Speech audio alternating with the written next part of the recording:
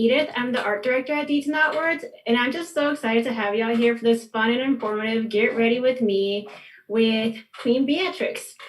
So just a little bit about her. Jo Colon Uvayas II, aka Kween Beatrix, is a Cancerian community organizer and activist from Brownsville, Texas, who has been intentionally using drag as a platform for social and cultural justice for over 6 years. They currently work for Texas Rising and the RGV as a field organizer and proudly serves as a mayoral appointee and co-chair to the very first LGBTQ plus task force and the RGV for the city of Brownsville. They have been featured on NPR, In the Thick, NBC News, Texas Monthly, Remezcla, Vice, and the Los Angeles Blade. So as you can see, she is super badass, and we are so lucky to have her here today.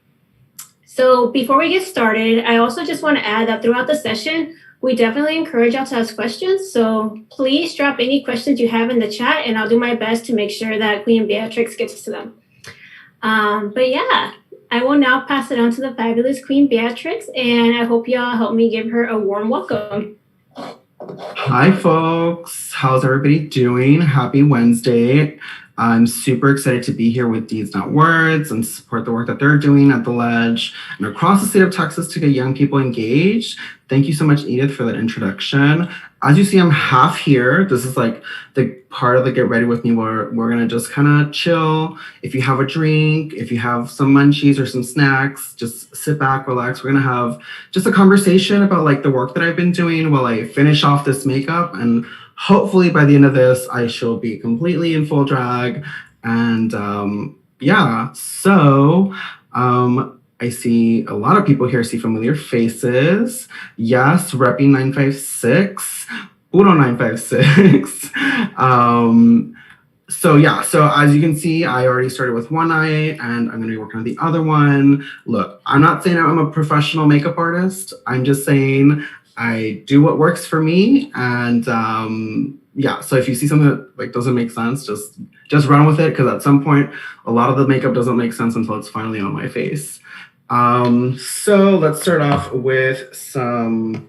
I'm gonna use this trusty Alyssa Edwards palette. She is a famous drag queen as well from RuPaul's Drag Race.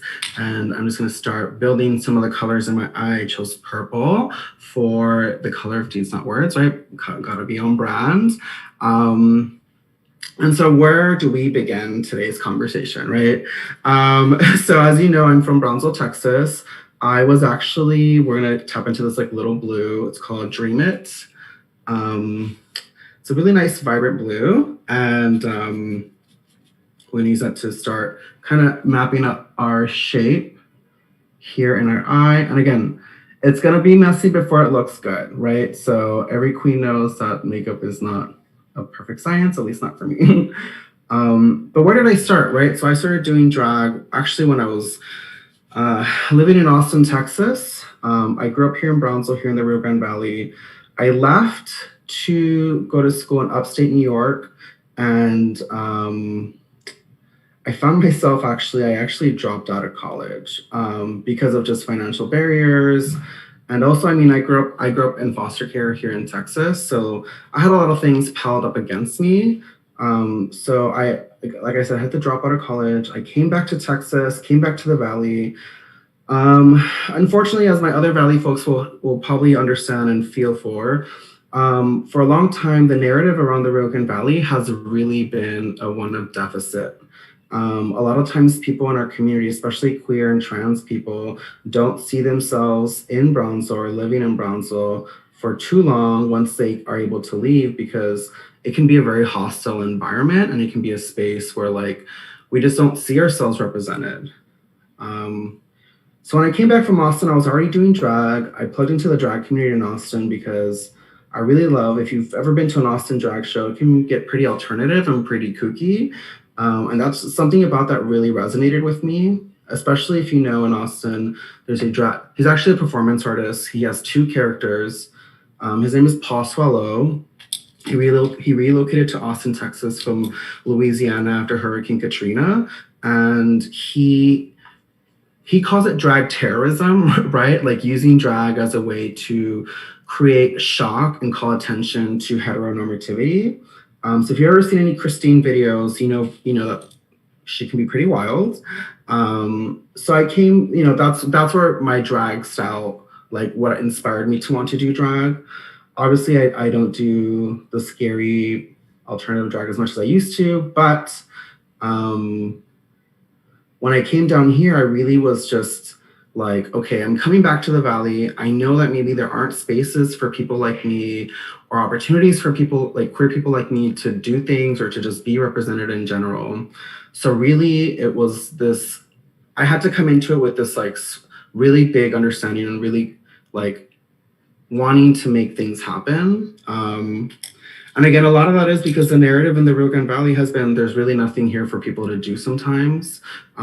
There's obviously like if we think about the Rio Grande Valley in the context of Texas, it has some of the poorest counties in the country, and oftentimes there's a lot of inequality and a lot of like nothing. There's basically no opportunities for people like me to do the things that I do.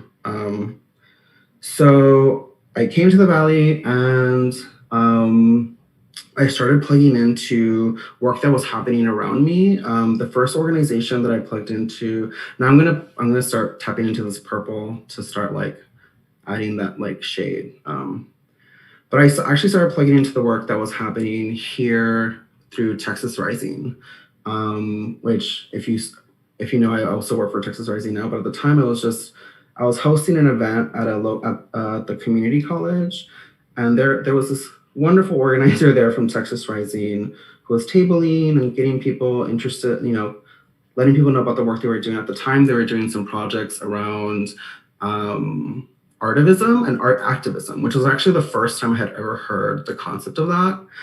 And so I remember going up to the organizer, their name is Ruben actually, and they were engaging me in a conversation about like how I could plug in. And I was like, well, I think drag is art, right? Like how can I use drag as art to do activism? And they were like, you know what? That sounds like something you can do. And that really opened the door for me to believe in the fact that I could do more than just going to a bar and performing and lip syncing a number. So having that kind of affirmation was really great for me because then I just ran with it.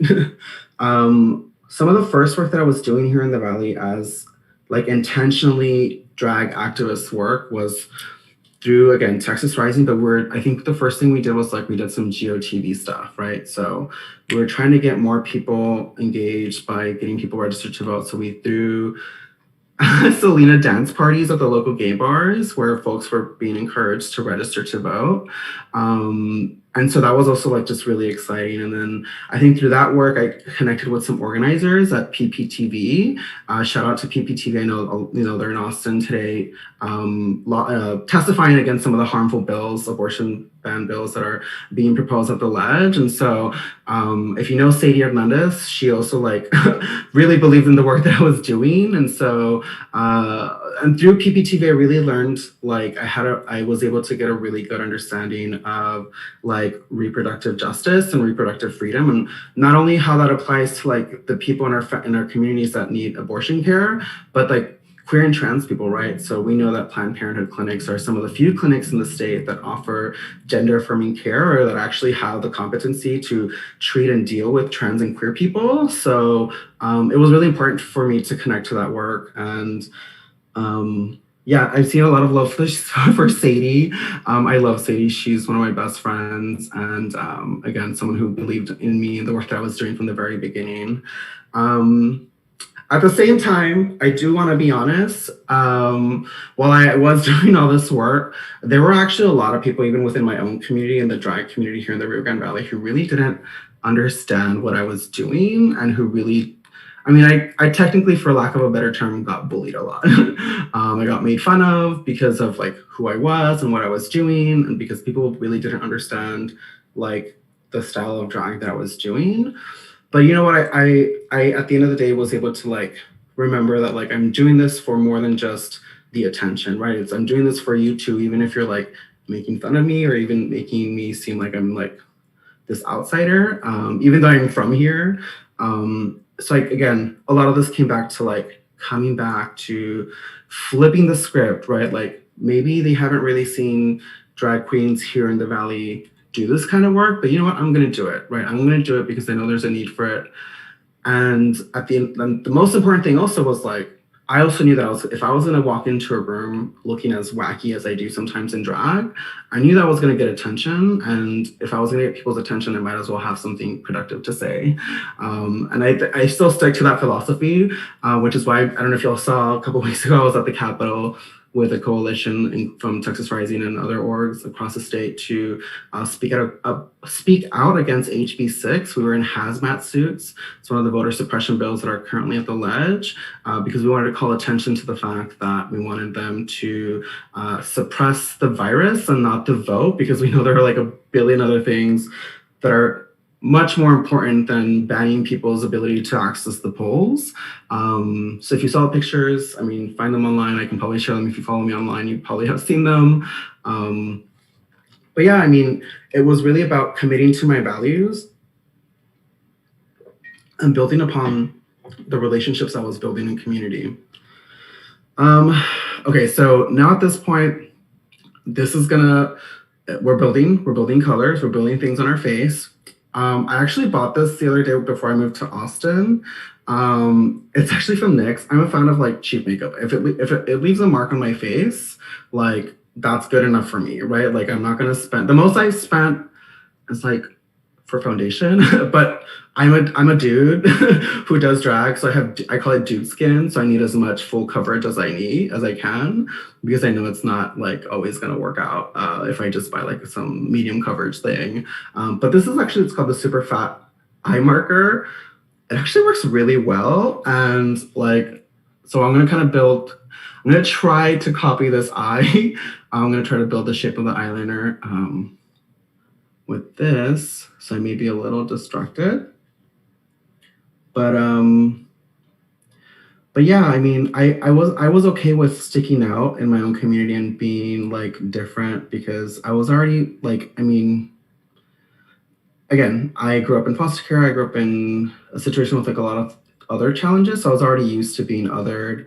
But again, once I started building these relationships and connecting with people who were doing the work, and you know, connecting with organizations that were here on the ground, like everything else just fell into place. And I will always be grateful for those organizations that believed in me, because from there, I was able to plug into actually a local nonprofit here in the Rio Grande Valley called Valley AIDS Council. They are the only HIV provider. They provide testing, they provide care, they provide a bunch of services for people living with HIV and people who are impacted by HIV or who are at risk for HIV. Again, this is gonna look a little messy. It's fine. At some point, it'll be cleaned up. And through Valley AIDS Council, I mean, I was there for like 3.5 years. I learned a lot more about what were the things impacting queer and trans people in the Valley when it comes to sexual health and reproductive freedom. And really being there, I mean, I was a tester, right? So I was literally there talking to people, hearing them out, and just hearing all these stories from people who were maybe like ashamed of getting tested, or who were just like, you know, facing a lot of stigma around their sexual health, and having someone, you know, like me and other people like me in those spaces to just give them that confidence to say, hey, you know, it's okay. Everybody goes through this and we're here for you. And that taught me a lot of compassion for the struggle and the lived experiences other people were going through. Because for me, I mean, I actually didn't really know too much about getting tested or knowing my status until I plugged into PPTV work. And, you know, like those are conversations that aren't readily had for a lot of us down here, because we know that we don't have comprehensive science-based sex ed in our state. And while I was working at Valley AIDS Council, I kind of became known as a drag queen who works at the HIV clinic. So when I became known in the scene as the drag queen who works at the HIV clinic, I would have a lot of conversations backstage just with like people who would hang out with other queens. And they would ask me like a lot of questions, like, because I think maybe at some point they didn't feel welcomed or accepted, or like they didn't feel secure enough to go into a testing clinic. So they would ask me backstage, and I'd be like answering their questions as I was, just like I'm doing now, like as I'm getting ready backstage for a show. again, folks were asking me questions, and I felt like, okay, it doesn't hurt me to like talk about it, right? Because that's the whole point of this work, is to like spread that message. And so because of that, I was realizing that like I have the power to do this as one person. What if we had a whole cohort of drag queens in our community who had the skills and who had the awareness and understanding to do this work? So there was an opportunity with the University of Texas. They had a micro grant funding for, I think they were looking for special projects to fund that were aimed specifically for Black and Brown, queer, trans people who were at risk for HIV. I was able to create this program and this project with with Valley. It's called Drag Out HIV, which is basically a training and mentorship program for other drag queens to come into the work of raising awareness around sexual education, getting tested, and knowing your status. That was really exciting because I knew that if I could do this as one person, we could really impact more people with more drag queens in our community who had this knowledge. One of the most compelling stories I have was one of these people who asked me questions backstage. Later, after we had just finished recruiting the first cohort of Drag Out HIV, they reached out to me and we were hanging out at their house. And we were with some friends, and they asked me to come into like a separate room with them. And I was like, oh, they're gonna give me some chisme. We're gonna, he's gonna spill some real good tea. And he actually was like, do you remember that conversation we had months ago at the bar? And I was like, yeah, like, when you were asking me all these questions about where to get tested. So they shared with me that, so they turned around and they opened one of their drawers, and from like a cabinet that they had, and they pulled out their HIV medication. And essentially they told me that because of the conversation I had with them at the bar, that gave them the confidence to walk into the clinic and get tested, and they found out that they did acquire the virus. And but at this point, when they were sharing this with me, they were letting me know so that I was actually the first person they were telling about their status, and that that they were virally suppressed, meaning that they had the virus under control, and that they're on their way to living like a happy, healthy life. And that really moved me because it was like, wow, like we're really onto something here, because if I was able to change and impact someone's life just through, again, having an unconventional conversation about sexual health, like imagine what all these queens can do. And that's how I found my voice, right? Through doing this kind of work. And it was really a privilege, and it has been and continues to be a privilege to work with these queens in the community here in the Valley so that they could also find their voice. Because we know, like I know, I didn't come into this work knowing everything, right? I came into this work wanting to do something about the conditions of my community. And so now with these other queens in the field who are doing amazing work as well, I mean, we've been able to do a drag queen border wall protest. We've been able to do, we've done some videos on COVID. Last year, we did some videos with some of the queens on COVID. But then I've also, been able to grow and do more things and been offered a lot of fantastic opportunities. I mean, I've been 2017, I went to the Texas Sledge with PPTV as Beatrix. I was in full drag at the Capitol, so it's not my first rodeo, to speak out against some of the bills there, and also against the bathroom bill. Here in the Valley, we have, unfortunately, a senator that is a little bit, I mean, he's a full-on transphobe and homophobe, right? So just something about like putting my drag in front of his face or in the face of all these white people was also very empowering for me. So at the end of the day, like it was just really like a really, really, really exciting journey from like not having any idea about other than just like, I just want to do drag and have a message and really share these messages with people. So I kind of copied the shape here. Again, this doesn't look like this. We're on our way to shaping the rest of our face. So what I do to cut my crease is I use this, it's like a Morphe concealer in white. I don't ever use this as a real concealer because one, it's white, and two, it dries really fast. But it's actually perfect for just cutting your crease and doing like fancy stuff like that to like define your eye makeup. But do we have any questions? I'm seeing comments in the chat. Thank you. Yeah, no, I mean, I'm really proud of the work that I was able to do through Drag Out HIV, including, even after that, I was able to connect with, in 2017, there was I wanted to host a drag brunch in Brownsville, and at the time, some of the bars in the city were, doing brunches, and several of them, well, one of them ignored me. The other one basically said, another restaurant said, we support gay people, but that's not the kind of, they literally said, but that's not the kind of people we want here. And so I got really mad, and I took that as a challenge. So I actually reached out to one of our city commissioners, and I was like, what would it take for the city to do a proclamation to declare June Pride Month? And they said, well, just write one. I mean, we support the community. This is something we can totally do. And within a month, we had a Pride Proclamation, actually the first Pride Proclamation in the history of the Rio Grande Valley ever to be done to celebrate Pride. And also just because I wanted to prove to these business owners that, like, just because you think gay people don't exist here doesn't mean that we don't. Like, we are here, whether you like it or not. So that was it was like a little bit of a vendetta, because I was like, I'm not gonna fight them with like hate or like trying to like protest them. Let me just prove them wrong, And so I took the high road, and we did the first proclamation in 2017. So I mean, at the end of the day, also a lot of this is like, so maybe you don't have to do drag, right? Maybe like, well, if you want to do drag because drag is fabulous, right? Everybody and anybody should be able to do drag. The second thing is like, drag is like a tool, right? Drag is my tool that I use to do the things that I do in the community.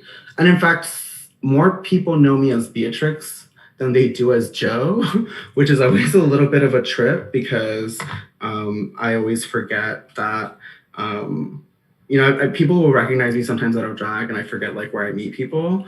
But it's a very humbling experience to have people support the work that I do. And again, drag is my tool, right? Drag is a tool that I use to work in my community, to push, to create change, and to change the narrative, right? So when I think about the Joe that came back from Austin, who was a little bit naive about everything that he was doing, knowing that I've been able to kind of meet those goals in some way, like, I'm just really proud of myself, and also proud of the fact that there's just so many people who resonate with the work that I'm doing. So if drag isn't the thing for you, right? It's like, what's your tool, right? Like, what is the thing that inspires you? What is the thing that you are really good at? That's gonna help you step outside of your comfort zone to speak out, right? Whether it's like, maybe you're really good at social media, right? Like, that's your tool, right? Maybe you're really good at like talking to people one-on-one. Maybe you're really good at like leading chants at a protest, right? Those are all valuable tools needed to do the work that we're doing across the state. Drag just happens to be the thing that works for me, So here I'm just trying to like clean it up. I'm gonna wait for this to dry a little bit, but I do want to go in with a little bit of black to start defining a little bit of a shadow, so it's not just purple. Yes, the drag brunches in Brownsville have been super iconic. We didn't have one last year because of Miss Rona, but it's funny, the bar owner reached out to me early last year, and was like, let's do the brunch. I was like, no, like, there's this thing happening. We don't know what it's gonna look like, And then literally like a month later, his entire staff got COVID, which is not good. But anyway,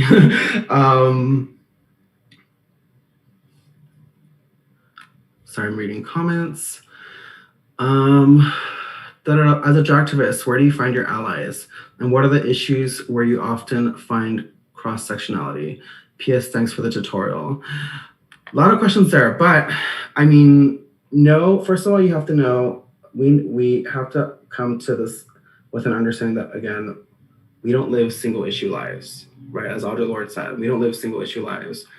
I can't just fight for the queer community without fighting for those who are undocumented, without fighting for those on the like everybody, like all our issues intersect in some way, especially as like queer and trans people, because historically we have been the most targeted for a lot of things, and connecting with people is about really just like seeing, even online in the news, like who are the people that are using their voice to challenge the standard of just the world around us, right? So for me, it was like I was hosting this play at the community college, and this person was tabling it, and I just thought it was interesting that they were there tabling, and I reached out and I had the conversation, right? But really, it's just about like paying attention to the people around us. Trust me, 100%, these people are not afraid of you reaching out to them, right? Because they need as much as we all need as much support as we can to do the work that we need to do, right? And they will find a place for you in that work, right? So for me, it was like, if they could find a place for a drag queen to do this kind of work, I'm sure there's a place for any one of us, right? And so everybody who is in this kind of work is eager to bring people in, because we need to create more leadership opportunities, and we need to create more spaces for people to be engaged and do so with like the utmost love and support. For just like, there's a reason we do this, right? It's because we care about our communities. We care about what happens to us. The work that I'm doing is like literally impacting my life, right? Like it's me, like I'm the person who's on the margin, right? And how do I plug into this? And so, for me recently, like the more recent thing that I've been able to accomplish is because I've become this sort of like cultural leader in the work that we're doing here in the Valley. There's room for Joe to do things, right? So I was able to connect. There were some concerns of the queer community here in the Valley, or specifically in Brownsville, where we felt the city could take a little bit more accountability on. For example, there has been a missing trans woman from our downtown area for the last 4 or 5 years, and the police department and the DA have been a little bit not as responsive versus because compared to like when cis people or cis women go missing, this case in particular had not been getting a lot of attention and support. The second thing being that someone in our community was actually in a public restaurant a couple of years, last year, 2019, and they were basically called homophobic slurs in front of their family. And the police showed up, and the police basically said, all I can do is file a report, because there are no laws that protect people like you, right? The restaurant never apologized. And so, and ultimately the last thing was this issue about like HIV and the way it impacts Latinx, gay, bisexual, or men who have sex with men, right, on the border, right? I came with that knowledge from my work at Valley AIDS. So I was like, okay, it's about time the city takes ownership of some of this, because this is getting a little too much and a little too intense, and people shouldn't fear living in their own city that they're going to be targeted in any way. And so we worked with, I reached out to other organizers in the community, other queer people that I knew, and said, hey, what can we do about this? We reached out to the mayor, we reached out to the city manager, we had a meeting. Our big ask was like, we want an NDO, right? Like a non-discrimination ordinance. Because again, in Texas, we don't have explicit rights for queer and trans people or protections. So we have to fight for them. We've seen like other cities, Austin, Dallas, Fort Worth, I believe, who have within their city and within their municipalities build these ordinances, which may or may not be threatened by preemption bills at the Texas Ledge. But it's good to know that we have leadership in our city that is willing to take accountability and walk with us and fight with us. And so the takeaway was maybe the ordinance, they really didn't understand what that was going to look like. So they basically said, well, what if we build this task force, right? Like an LGBTQ task force, so that people who are invested in this work in the community can come together and help the city build an ordinance, right? Because again, they don't know what any of this is. And I don't think they've ever had people like us come knocking at their door and saying, hey, we need y'all to do something, right? And so, so the takeaway was we got the task force, and it was put for about It was voted on unanimously on behalf of all the commission and the mayor. Again, it became the first task force of its kind for queer and trans people in the Rio Grande Valley, which is something I'm very proud of, because it's like, it, you know, unfortunately for the person who was harassed in this restaurant, you know, I when I talked to them, I was like, you know, maybe you may not find resolution, or you may never get an apology from the restaurant, which again, they never apologized.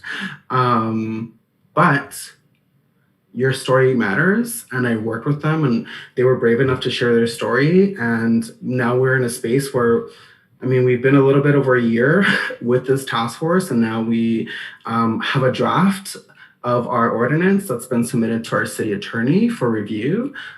We've been able to meet again with the mayor, the chief of police, and the lead investigator on the case for Kimberly Avila, along with the family and with one of our state reps, to talk about what other resources we could provide.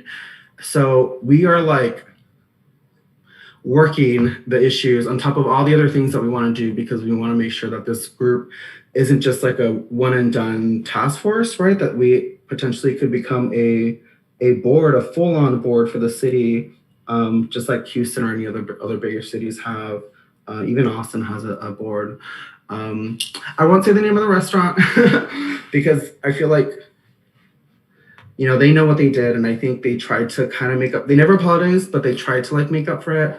But and also because it's not my story, it's something that someone shared with me, and that they were okay with me sharing only certain things, right? And so, but again, it's like you putting in the work, connecting with other people around us, really finding out who's doing what, and not being afraid. Like, it can be very scary, right, to do this kind of work. I mean, I get scared even like being here today. I'm nervous, you know, why wouldn't I be, right? Like, it's always just one of those things where you have to find what works best for you and use that as a way to create change.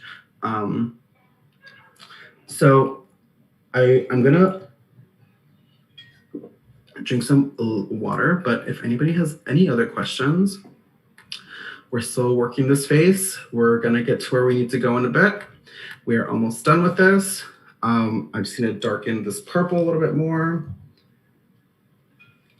And it's always my thing that like siempre, there's always one eye that comes out better than the other one, but it'll all make sense soon.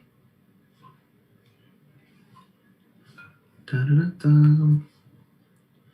But yeah, I mean, ultimately the biggest takeaway also from a lot of this is like, I don't know if y'all have heard, there's a group here in the Valley, they're called Las Imaginistas. And so they do a lot of work around, I did some work for them last year, but they do a lot of work around reimagining our communities and our city, especially here in Brownsville in the Valley. As many of you may know or don't know, we have a billionaire in our backyard now wanting to turn our city into his private playground. And so, you know, they've already done the work. They've already done the work of connecting with community and talking about what do we want for Brownsville, right? And so the idea behind that is basically like the power of imagination, right? And all these things that we've been able to do in Brownsville are because like we just thought about it, right? We imagined it, we thought it, we met with community, we said, what is this going to look like for us, and what do we want to get out of this? And sorry, y'all, I'm just putting down some white here, some of this Morphe, just because I want it to look like white, you know?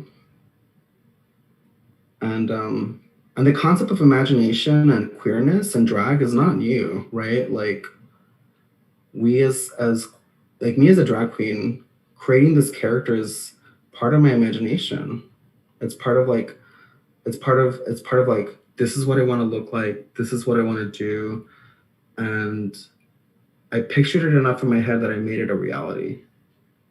And it's okay, this will be blended out in a bit.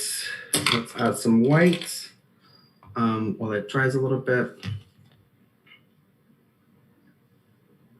Thank you. No, yeah, I mean, I love what I do. I don't take any of this for granted. I know that I'm very blessed and I'm very fortunate to be able to do this kind of work, because I know that, as much as I say plug in, do the work, connect, we have to be honest about the realities of the people in our community. I mean, here in the Valley, we have a lot of people living in poverty. We have a lot of people who, even like in colonias, who like don't even have running light or water. And so like we can't make that ask of everybody, but if you can, like, it's important that we do connect and that we do make and build those relationships with people in our community who are already doing the work. And if you see something that's not happening that you think should be happening, you can make that happen. Maybe you're that person, right? Like maybe the community has been waiting for you. And all you have to do is step up to the plate and be unapologetic and not be afraid of like what people may say. Because again, I would literally have queens say really ugly things to me backstage. And yeah, it hurt a little bit, but I knew again it wasn't about my ego. It was more about like I just had to be patient and meet them where they're at, and maybe they don't understand what I'm doing, right? And that really created an opportunity for a dialogue to happen, especially when we had Drag Out HIV. I mean, it's this, right? Like being present in drag and doing this stuff in drag, like that's how I use this art form to speak out, right? And I think also because it's just, y'all know that TikTok where it's just like add a little spice. That's what drag is, right? Like the action that we did at the Capitol, I knew that was happening, but I was like, how do I add a little bit of spice instead of just wearing a hazmat suit? And the result was just this, right? I'm gonna do a little bit more black in her eye. I know it's 5:51, so now I'm gonna speed through this, and you're all gonna see the wildest things happen to my face. We're gonna do some blush. Who are some other performers that inspire you? If you've ever been in Austin, Texas, if you've ever been to a drag show in Austin, Texas, if you know who I'm talking about, points for Gryffindor. Her name is Klein. She is a trans drag performer. She's been doing drag since like the 80s. She's actually originally from Brownsville, Texas. And she's one of the queens that I connected with when I was living in Austin and performing in Austin. So every time I was at her show, she was always plugging in like, know your status, get tested. She does a lot of charity work for kids over the holidays. She has like the Pink Santa holiday dress. So she's a performer who actively uses her voice and her platform as an entertainer to talk about important stuff in the community. And so she was actually my role model and someone who I like just owe a lot to, because even now she's just like such a great friend. And every time I'm in Austin, we try to link up and just hang out. If not, I'll see her at a show, and I'm just like, I just have the utmost love and respect for Klein. Look her up. She is on Twitter and she does have a Facebook. Just put a little bit of highlight there. And next we're gonna do my lips. I have a NYX pencil somewhere. These are called clown lips. This is not what regular people do with their lips. This is just for the drama. I'm gonna overdraw my lips a little bit. But yeah, Klein, look her up. Other queens are more popular queens, right? So if you watch RuPaul's Drag Race, like Bob the Drag Queen is a really big activist.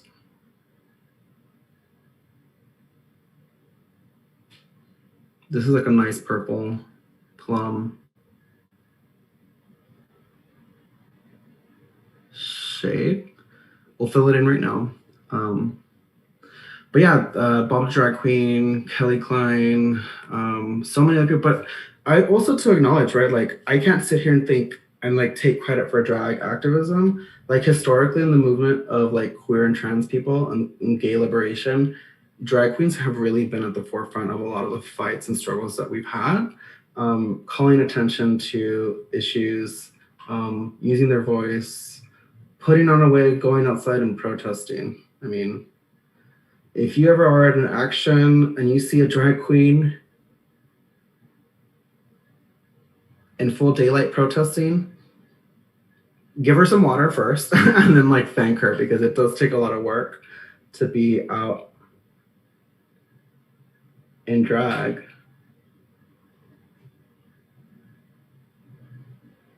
During the day. Daytime is not our friend.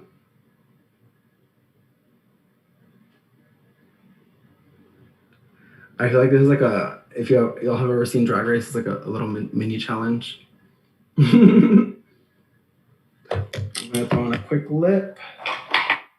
This is also from NYX. I really, if y'all ever try these lipsticks from NYX, they're like the tea. They're it. They're the main deal. But yeah, if you've ever seen Rocky Horror Picture Show, my philosophy is also that. Don't dream it, be it. And like I said earlier, if there's something happening in your community that you don't think anybody's addressing, do it yourself. And also do the work of reaching out.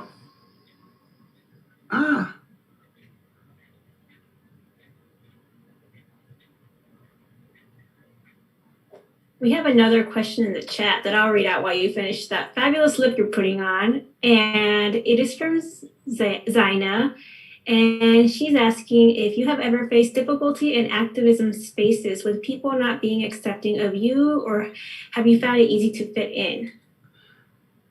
You know what? I've found more acceptance for what I do in organizing spaces than outside.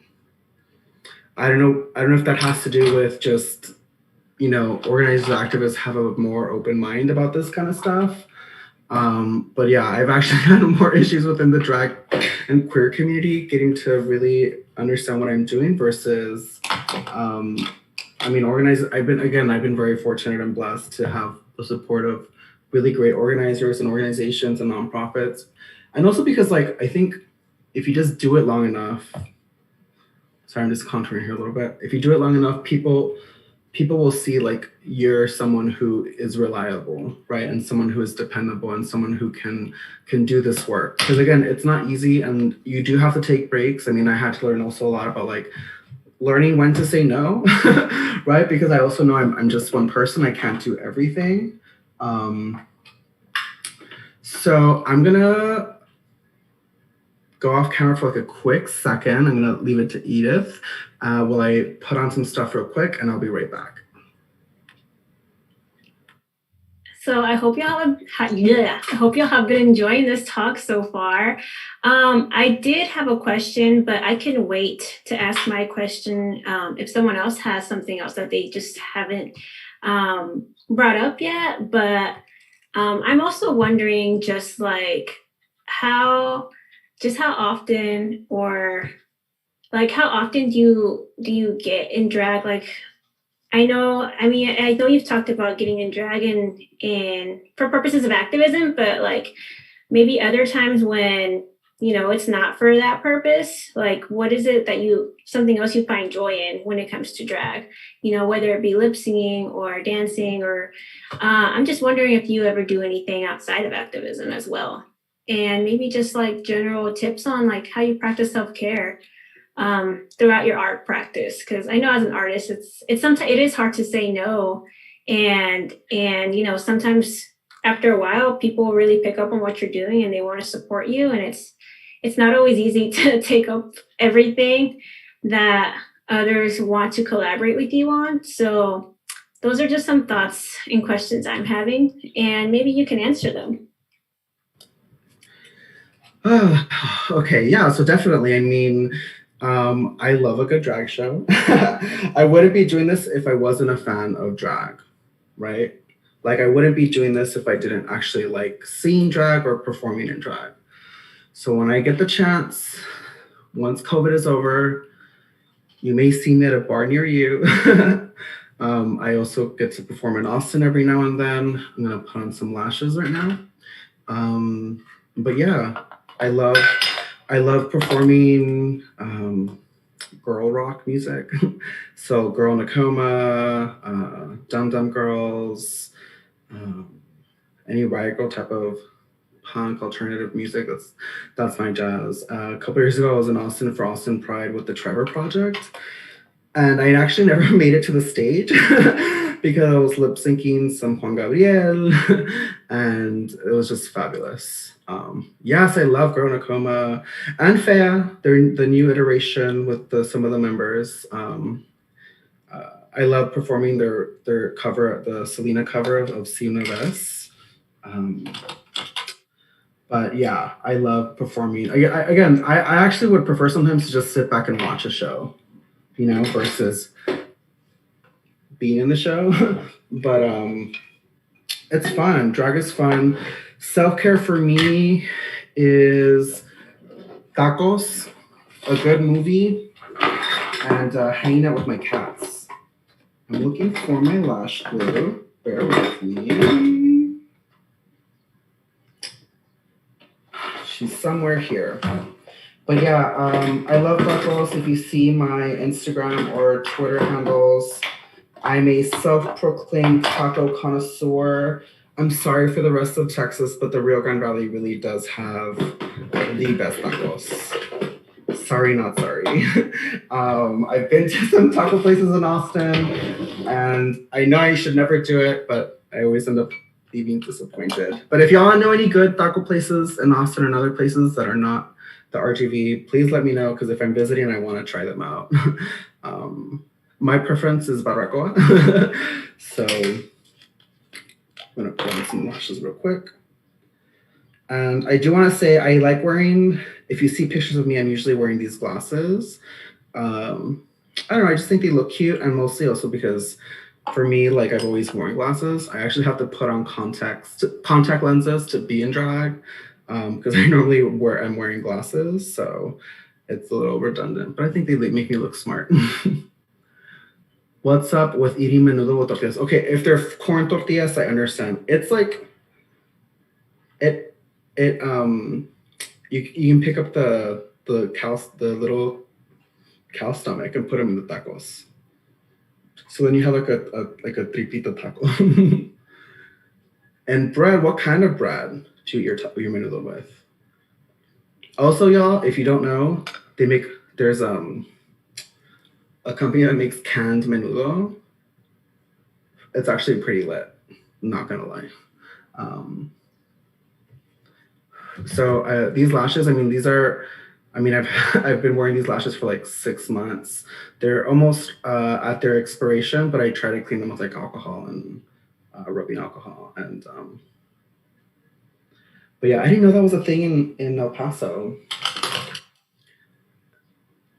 with menudo and bread. The long-standing debate.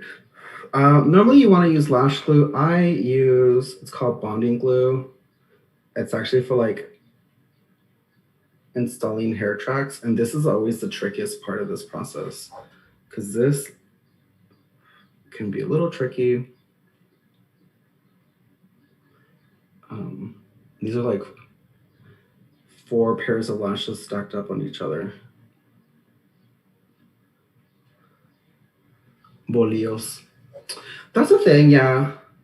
Shout out to Eli, aka Giselle Andrews, a local performer here from the Valley, who's here with us today. Hi, Giselle. She was actually part of our Drag Out HIV cohort, I call it season 1, part of the first queens to do Drag Out HIV. So you see how the lash really makes the difference. But my last message for everyone is really, there's room for everybody. There's room for everybody in this work. Don't give up on yourself if you think things are hard and challenging, because at the end of the day, things are always probably going to be hard. It's just in the battle and in the fight that we learn what matters the most and what we need to be prioritizing. That's a great question. How different is dragtivism in urban areas like in Austin in comparison to more rural areas across Texas? I mean, a lot of differences, right? I mean, I have a lot of friends in Austin who do a lot of work. And Grandma Steven, shout out Grandma Steven from Austin, Texas. La compañera, Grandma Steven. I think in Austin, just maybe because it's a bigger city, people are a little bit more open-minded about these things. Versus here, it's been a little bit of it was like I said, it's been a challenge for people to kind of wrap their heads around just not only just the drag, but the drag activism. And so there's just a lot more resources. We know that a lot of these organizations and nonprofits are Austin based, and rightly so, right? There's a lot that happens at the Capitol for alleged years, but just like Deeds has chapters across the state, so does Texas Rising and Planned Parenthood. So, these organizations are doing the work and investing in young people across the state to bring them into the work because, a lot happens in our own backyards, not just in Austin. And so I think the difference with the activism, the drag activism, is that here it's like it can be a little bit of a mountain to climb, especially for acceptance. Granted, I've also been very surprised. I'm not going to say that the Valley is super closed off because I've, been after the gigs at the Último Taco, the taqueria, in full drag at 2, 3 in the morning, and nobody bats an eye. It's like, oh, it's just someone else, right? Which is fantastic. But how would say drag queens in Spanish? The word, if you don't know, there's actually a really cool show on YouTube. It's free. It's called La Más Draga. It's basically like Drag Race, but in Mexico. And so it was a little bit of a DIY show, but it got really big. And I think they're on their 3rd or 2nd season. So you can call them dragas, right? Una draga is a drag queen. Or if you're like a female impersonator, like a celebrity female impersonator, where maybe you just do one character illusion, you would say like esa persona es una transformista, someone who transforms themselves. Here we are putting on this other lash.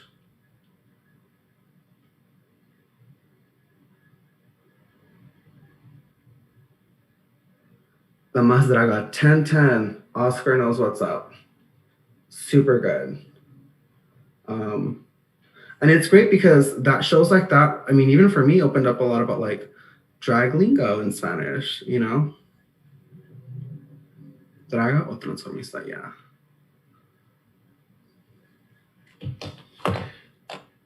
And last but not least, because sometimes I don't wear nails, I have these handy dandy gloves. And here we are, just wrapping this look up. I really had a lot of fun today talking to y'all. Thank you, Giselle. This is a hairpiece from a local wig person here in the Valley. Also, actually, someone who was involved in drag HIV. Well, it takes longer to put this stuff on. It takes me like 2.5 hours to put on the face and everything else. And then to take it off, it's like, how fast can I swipe the makeup remover over my face, right? Gracias, me veo bien feminosa. Y la cosa al final, the last detail is this. And that's the look. Love how La Más Draga was one of the first drag competitions with bio queens in them. Also super important, right? Bio queens and people who aren't cis gay men doing drag is super important, and opening up those spaces to everybody is super necessary because drag is for everybody, right? Drag is my tool. Drag is what works for me. You just have to find what works for you. And you know what? Y de adrede, I'm gonna add a little bit of highlights if I can find it. Yes. And this is it. This one little piece of wig is not behaving. There we go. Thank you. Yay. Thank you. Beautiful, your eyes look gorgeous. Gracias. Thank you for the compliments. I like to do this little dot of highlighter here, but I'll just to like add some here, maybe. You probably can't even tell. And this is like, again, it's like a cheap highlighter from Makeup Revolution. It already fell apart. But as long as it leaves a mark on my face, that's all I care about. But yes, I if anyone else has any questions, I'm also available to answer. Thank you so much, Queen Beatrix. I actually did want to ask one last question before we close out, and I'm just wondering, like, what bills are firing you up this session? What is something that I know you talked a little bit about SB7, maybe some bills that are coming up that our change makers can know about, and just how to get involved to raise more awareness and take action. I would love to list the I don't know how many anti-abortion bills that are on the table, but like that is also like if I would be there in Austin today, I would have. I just traveling with drag is not easy sometimes. But those are the ones that also like are huge red flags for me. SB, I want to say it's 27 or 29, which is the anti-trans sports ban. Super important to understand that kids deserve to play sports regardless if they're trans or not, right? Like kids deserve that experience. I have brothers, my brothers are sis, they're younger, who were in football. Let me tell you, those kids, like if they could do sports, anybody can do sports, right? It's really about building confidence and self-esteem through engaging in these activities. And when we're hearing the testimonies in Austin against them in the Senate committee hearing, it was really unfortunate, right, to have grown-ass people. Like my concern, and like that was part of my testimony, was like, why are grown-ass people or grown people so concerned with the genitalia of children? Which is like not okay and is super marginalizing our communities even further. And just also to let trans youth know that like you matter, right? Like you deserve to play sports, and there are people here who are going to be fighting for you. Some in drag, some not in drag, but those anti-trans sports bans are really a huge flag. And lastly, voter suppression, SB 7 and HB 6, like so important to make sure that we call our state reps and our legislators and our senators. I mean, here in the Valley, unfortunately, our senator was supposed to be in the Senate committee hearing to hear those bills, and he wasn't because he was here at an elementary school, just taking pictures, I guess, and with no masks. So just so you know the kind of stuff we're up against. But just one of those things that we have to be really attentive to, and playing into like Deeds and playing into Texas Rising and Jolt and Move Texas. All fantastic ways to get involved in the work, because the more of us that speak out, the more these people are going to pay attention, because we can't just take this easily. I mean, in the Rio Grande Valley, we are unfortunately, we are like people don't vote. And those that we were able to get to vote last year during the last election are essentially, as my colleague Ophelia Alonso said, are being punished for wanting to have their voices heard and making voting accessible in our communities during a global pandemic, right? And then also, let's talk about the bills that like should be prioritized, right? A lot of these climate change bills that are also on the table, that are going to help address the power grid. I know there's a bill to find relief for the winter storm that just happened. I mean, that in itself was a nightmare. We forget that literally just happened like a couple months, like, that was so like not that far ago. I had to we all have our own stories about what it was like to go through that. And so the fact that our legislators are spending their time policing trans youth and trying to ban people's access to abortion. I mean, here in the Valley, like we only have one abortion provider. I mean, I could go on, right? Like we know what the struggle is. It's like, we can't just sit around and talk about that's someone else's problem. No, it's our problem. Even if it doesn't impact you directly, it is your problem, because it creates a space and this understanding that these people in power can just do whatever they want without us holding them accountable. So we have to speak out, show up if you can. I know it's hard to go to Austin because of COVID. And when I was there, I know it was a little scary because there were just some people who just did not want to wear their masks.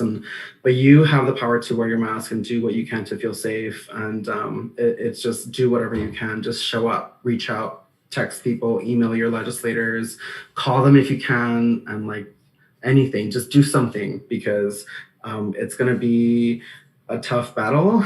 And if we don't speak out, then no one else is going to do that for us. Thank you so much for being with us today, spending time with us this evening. And yeah, I just want to thank you so much. And I hope that y'all will come back in about 30 minutes so we can hear from 3 amazing women of color muralists that are here in Austin and just hear about like the way they're building community through their art. So please join us.